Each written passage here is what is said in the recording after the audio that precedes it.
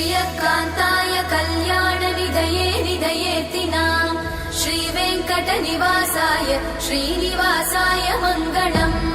लक्ष्मी सविभ्रमालोक सुभ्रूविभ्रमचक्षुषे चक्षुषे सर्वलोकानां वेङ्कटेशाय मङ्गलम् श्रीवेङ्कटाद्रिशृङ्गाग्रमङ्गलाभरणाङ्गये मङ्गलानां निवासाय श्रीनिवासाय मङ्गलम् सर्वावयव सौन्दर्य सम्पदा सर्वचेतसां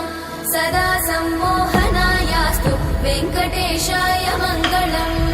नित्याय निरवध्याय सत्यानन्दचिदात्मने सर्वान्तरात्मने श्रीमद् वेङ्कटेशाय मङ्गलम् स्वतः सर्वविदे सर्वशक्तये सर्वशेषिने सुलभाय सुशीलाय वेङ्कटेशाय मङ्गलम्।